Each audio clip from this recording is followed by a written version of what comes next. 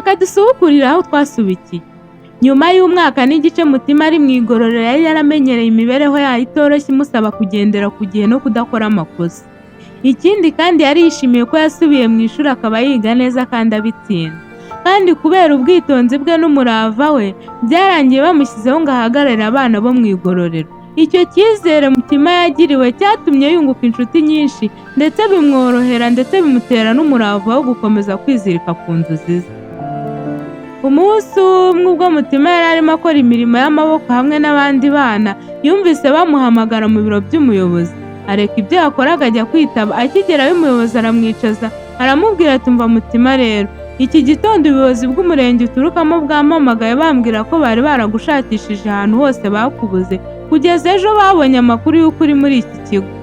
Bambwira ko hashize amezi 3 mama wawe apfa. Atararangiza iryo jambo Mutima aravuga ati mama wanjye apfa? Ntibishoboka, ntabwo mama wanjye yapfa we, oya ntibishoboka, ntabwo mama yapfira muri kariya gahinda. Nuko ubwo uwo muyobozi aramwegera aramufata, ahamagara abandi baraza baramumutwaza bamujyana kuryama. Bagenda bamwinginga, bagize amahirwe babona aracecetse. Ajya mu buriri akomeza gutsikimba ku mutima ati ibi ni ibiki Mana yanjye unkoreye? Ese niba warabonaga ko nzavukira mu gahinda kuki watumye mvuka? Ati ubu se mama ko ariho wanteraga umurava wo kwihanganira ibi byose nyuramo mu buzima, ubu Mana kuko kuki ubyemeye?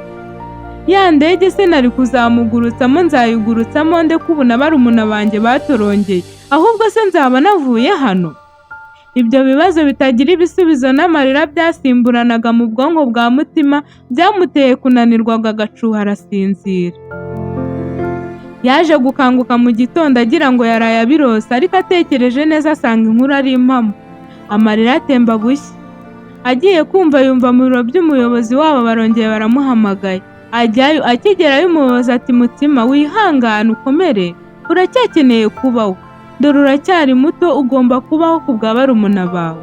Dore ntitwari twakubwiye icyo mama wawe yazize, ngo yagiranye amakimbirane na so, hanyuma so aramusunika yikubita ku rusyo rwari hafi aho ngaho barapfuye.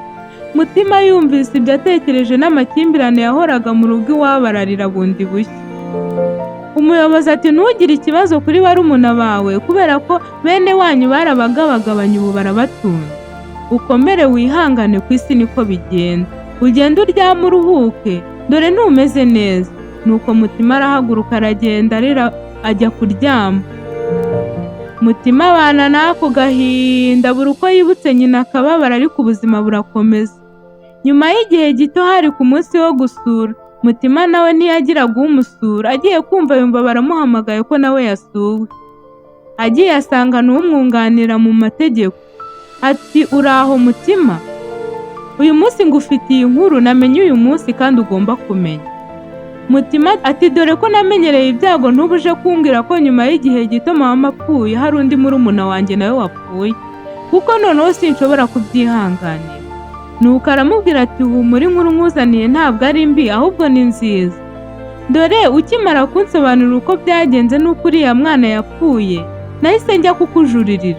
None baduhaye itariki yo kuburana kandi amahirwe menshi nuko tuzatsinda kubera ko dufite umutangabuhamya. Rero ntugire ikibazo, mu gihe gito ushobora kurekurwa. Mutima yarishimye cyane, ariko atangira kwibaza mu mutima ati se none nindekurwa nzerekera he? None se ko hano naryaga kandi nkiga, ninsohoka nzasanga ne ko na mama nagasanze atakiriho? Nuko atandukana n'uwo muntu, agenda yibaza mu mutima ikizakurikiraho. Ariko aravuga ati Imana niyo izi imfubyi kandi niyo izirengera, nanjye izamenye ibyanjye. Ese ubu Mutima azasohoka? Nazava muri kiriya kigo se azerekeza? Aha, Bizimana. Ntuzacikwe na episode ya 7.